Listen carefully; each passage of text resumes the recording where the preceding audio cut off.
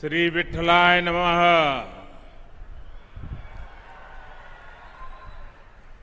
नमो सद्गुरु तुक्या ज्ञान दीपा। नमो सद्गुरु सच्चिदानंद रूपा। नमो सद्गुरु भक्त कल्याण मूर्ति।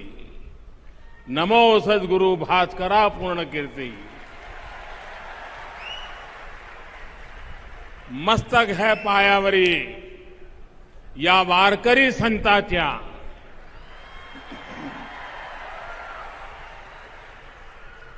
महाराष्ट्र के उप मुख्यमंत्री श्री अजित पवार जी, प्रतिपक्ष नेता श्री देवेंद्र फडणवीस जी, पूर्व मंत्री श्री चंद्रकांत पाटिल जी,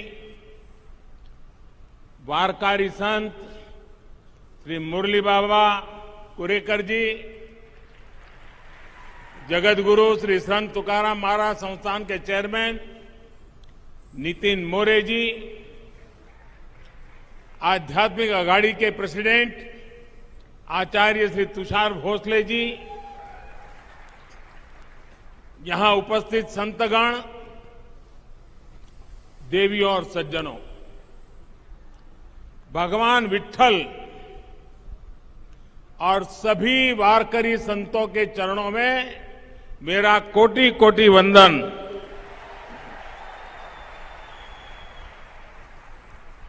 हमारे शास्त्रों में कहा गया है कि मनुष्य जन्म में सबसे दुर्लभ संतों का सत्संग है।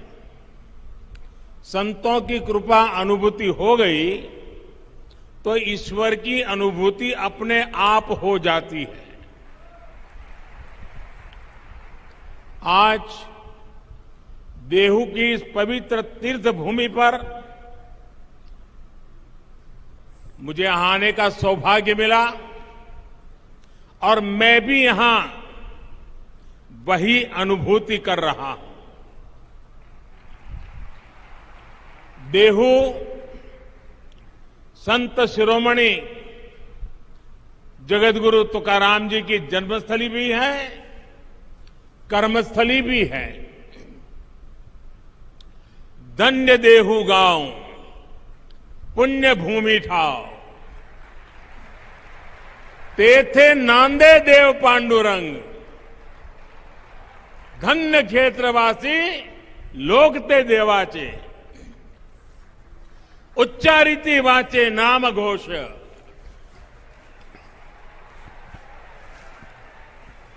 देहू में भगवान पांडुरंग का नित्य निवास भी है और यहां का जन जन स्वयं भी भक्ति से ओतप्रोत संत स्वरूप ही है। इसी भाव से मैं देहू के सभी नागरिकों को, मेरी माताओं बहनों को आदरपूर्वक नमन करता हूं। अभी कुछ महीने पहले ही मुझे पालकी मार्ग में 2 राष्ट्रीय राजमार्ग को 4 लेन करने के लिए शिलान्यास का अवसर मिला था। श्री संत ज्ञानेश्वर महाराज पालकी मार्ग का निर्माण 5 चरणों में होगा और संत तुकाराम महाराज पालकी मार्ग का निर्माण 3 चरणों में पूरा किया जाएगा। इन सभी चरणों में 350 किलोमीटर से ज्यादा लंबाई के हाईवे बनेंगे और इस पर 11,000 करोड़ रुपए से भी अधिक का खर्च किया जाएगा। इन प्रयासों से क्षेत्र के विकास को भी गति मिलेगी। आज सौभाग्य से पवित्र शिला मंदिर के लोकार्पण के लिए मुझे देहू में आने का सौभाग्य मिला है। जिस शिला पर स्वयं संत तुकाराम जी ने 13 दिनों तक तपस्या की हो, जो शिला संत तुकाराम जी के बोध और वैराग्य की साक्षी बनी हो, मैं मानता हूं कि वो सिर्फ शिला नहीं, वो तो भक्ति और ज्ञान की आधारशिला स्वरूप है। देहू का शिला मंदिर न केवल भक्ति की शक्ति का एक केंद्र है, बल्कि भारत के सांस्कृतिक भविष्य को भी प्रशस्त करता है। इस पवित्र स्थान का पुनर्निर्माण करने के लिए मैं मंदिर न्यास और सभी भक्तों का हृदयपूर्वक अभिनंदन करता हूं, आभार व्यक्त करता हूं। जगतगुरु संत तुकाराम जी की गाथा कहा था, जिन्होंने संवर्धन किया था, उन संताजी महाराज जगडाड़े जी, इनका स्थान सदुम्बरे भी पास में ही है। मैं उनको भी नमन करता हूं। साथियों, इस समय देश अपनी आजादी का अमृत महोत्सव मना रहा है। हमें गर्व है कि हम दुनिया की प्राचीनतम जीवित सभ्यताओं में से एक है। इसका श्रेय अगर किसी को जाता है तो भारत की संत परंपरा को है, भारत के ऋषियों मनीषियों को है। भारत शाश्वत है क्योंकि भारत संतों की धरती है। हर युग में हमारे यहां देश और समाज को दिशा देने के लिए कोई न कोई महान आत्मा अवतरित होती रही है। आज देश संत कबीरदास की जयंती मना रहा है। ये संत ज्ञानेश्वर महाराज, संत निवृत्तिनाथ महाराज, संत सोपन देव और बहन आदिशक्ति मुक्ताबाई जैसे संतों की समाधि का 725वां वर्ष भी है। ऐसी महान विभूतियों ने हमारी शाश्वतता को सुरक्षित रखकर भारत को गतिशील बनाए रखा। संत तुकाराम जी को तो संत बहणाबाई ने संतों के मंदिर का कलश कहा है। उन्होंने कठिनाई और मुश्किलों से भरा जीवन जिया। अपने समय में उन्होंने अकाल जैसी परिस्थितियों का सामना किया। संसार में उन्होंने भूख देखी, भूखमरी देखी। दुख और पीड़ा के ऐसे चक्र में जब लोग उम्मीद छोड़ देते हैं, तब संत तुकाराम जी समाज ही नहीं बल्कि भविष्य के लिए भी आशा की किरण बनकर उभरे। उन्होंने अपने परिवार की संपत्ति को लोगों की सेवा में समर्पित कर दिया। ये शिला उनके उसी त्याग और वैराग्य की साक्षी है। साथियों, संत तुकाराम जी की दया, करुणा और सेवा का वो बोध उनके अभंगों के रूप में आज भी हमारे पास है। इन अभंगों ने हमारी पीढ़ियों को प्रेरणा दी है। जो भंग नहीं होता, जो समय के साथ शाश्वत और प्रासंगिक रहता है, वही तो अभंग होता है।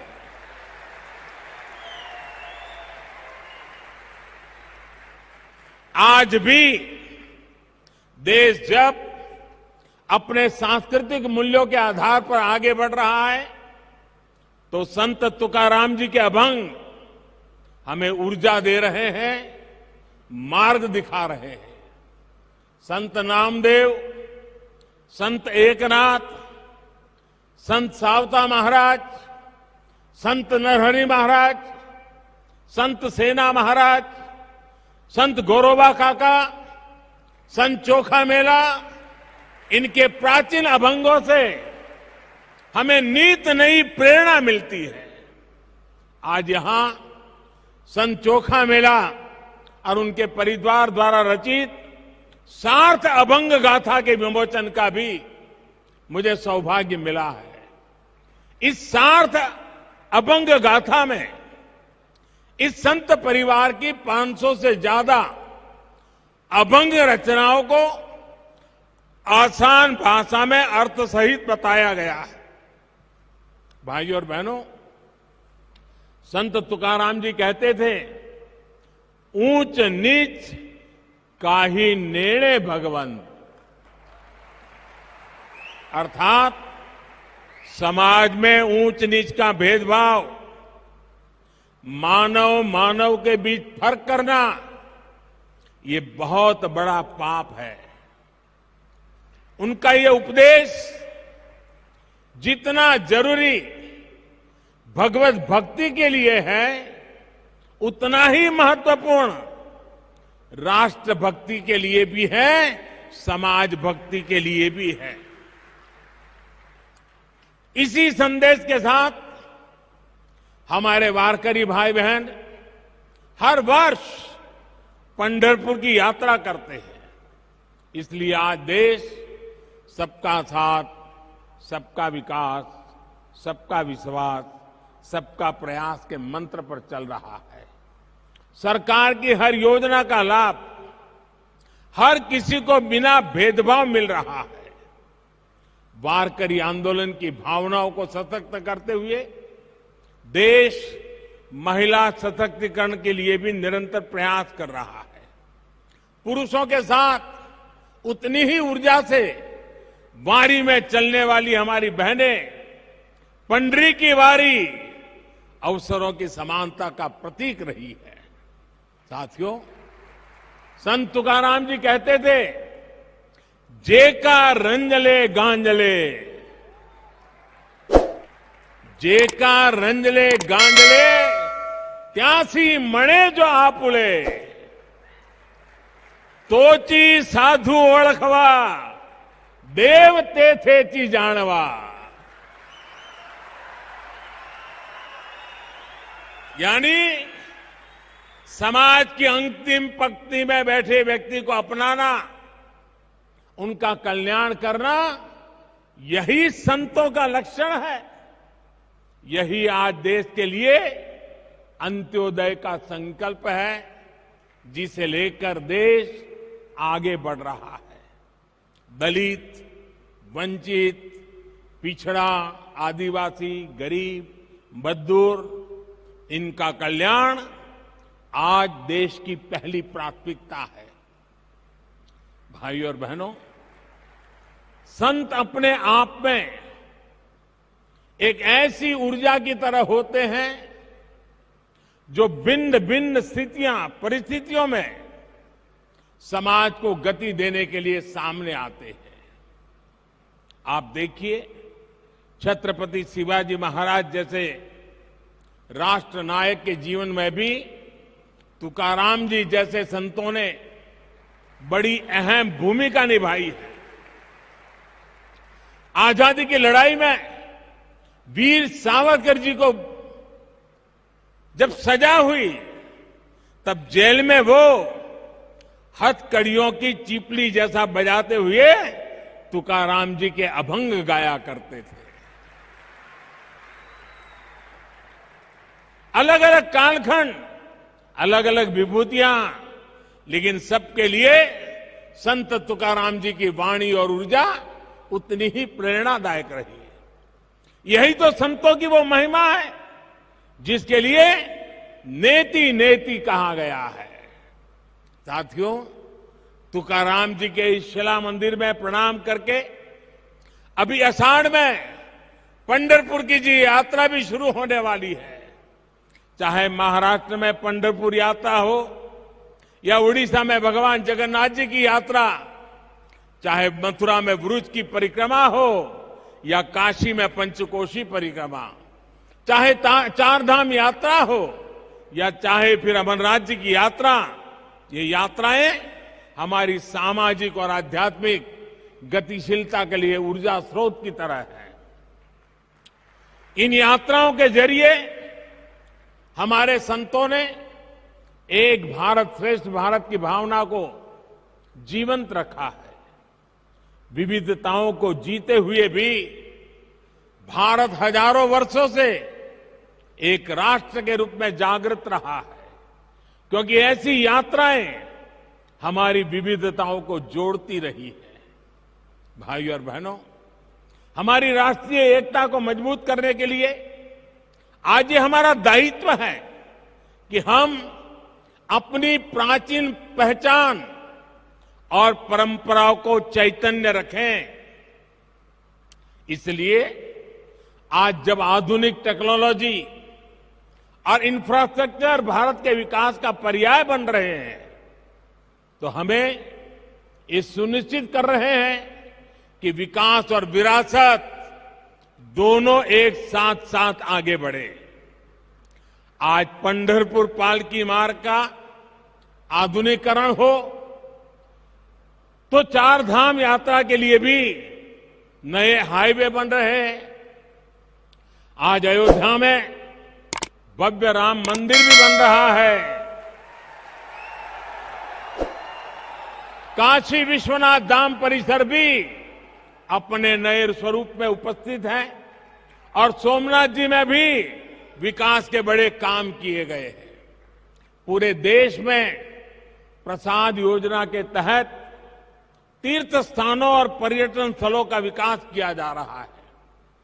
महर्षि वाल्मीकि जी ने रामायण में भगवान राम से जुड़े जिन स्थलों का जिक्र किया है, रामायण सर्किट के रूप में उनका भी विकास किया जा रहा है। इन 8 वर्षों में बाबा साहब आंबेडकर के पंच तीर्थों का भी विकास हुआ है। चाहे महू में बाबा साहेब की जन्मस्थली का विकास हो, लंदन में जहां रखकर वो पढ़ा करते थे उस घर को स्मारक में बदलना हो, मुंबई में चैत्य भूमि का काम हो, नागपुर में दीक्षा भूमि को अंतर्राष्ट्रीय स्तर पर विकसित करने की बात हो, दिल्ली में महापरिनिर्वाण स्थल पर मेमोरियल का निर्माण हो, ये पंचतीर्थ नई पीढ़ी को बाबा साहब की स्मृतियों से निरंतर परिचित करा रही है। साथियों, संत तुकाराम जी कहते थे, असाध्यते साध्य करीता सायास। असाध्यते साध्य करीता सायास, कारण अभ्यास तुकामणे। अर्थात अगर सही दिशा में सबका प्रयास हो तो असंभव को भी प्राप्त करना संभव हो जाता है। आज आजादी के 75वें साल में देश ने 100% लक्ष्यों को पूरा करने का संकल्प लिया है। देश गरीबों के लिए जो योजनाएं चला रहा है, उन्हें बिजली, पानी, मकान और इलाज जैसी जीवन की जीने की मौलिक जरूरतों से जोड़ रहा है। हम उन्हें 100% लोगों तक पहुंचाना है। इसी तरह देश ने पर्यावरण, जल संरक्षण और नदियों को बचाने जैसे अभियान शुरू किए हैं। हमने स्वस्थ भारत का संकल्प लिया है। हमें इन संकल्पों को भी 100% पूरा करना है। इसके लिए सबके प्रयास की, सबकी भागीदारी की जरूरत है। हम सभी देश सेवा के इन दायित्वों को अपने आध्यात्मिक संकल्पों का हिस्सा बनाएंगे तो देश का उतना ही लाभ होगा। हम प्लास्टिक मुक्ति का संकल्प लेंगे, अपने आसपास झीलों, तालाबों को साफ रखने का संकल्प लेंगे तो पर्यावरण की रक्षा होगी। अमृत महोत्सव में देश ने हर जिले में 75 अमृत सरोवर बनाने का भी संकल्प लिया है। इन अमृत सरोवरों को आप सभी संतों का आशीर्वाद मिल जाए, उनके निर्माण में आपका सहयोग मिल जाए तो इस कार्य की गति और बढ़ जाएगी। देश इस समय प्राकृतिक खेती को भी मुहिम के रूप में आगे बढ़ा रहा है। ये प्रयास वारकरी संतों के आदर्शों से जुड़ा हुआ है। हम कैसे प्राकृतिक खेती को हर खेत तक ले जाएं, इसके लिए हमें मिलकर काम करना होगा। अगले कुछ दिन बाद अंतर्राष्ट्रीय योग दिवस भी आने वाला है। आज जिस योग की दुनिया में धूम है, वो हमारे संतों की ही तो देन है। मुझे विश्वास है आप सब योग दिवस को पूरे उत्साह से मनाएंगे और देश के प्रति इन कर्तव्यों का पालन करते हुए नए भारत के सपनों को पूरा करेंगे। इसी भाव के साथ मैं मेरी वाणी को विराम देता हूं और मुझे जो अवसर दिया, जो सम्मान दिया, इसलिए आप सबका सर झुका करके अभिनंदन करता हूं, धन्यवाद करता हूं। जय जय रामकृष्ण हरि, जय जय रामकृष्ण हरि, हर हर महादेव।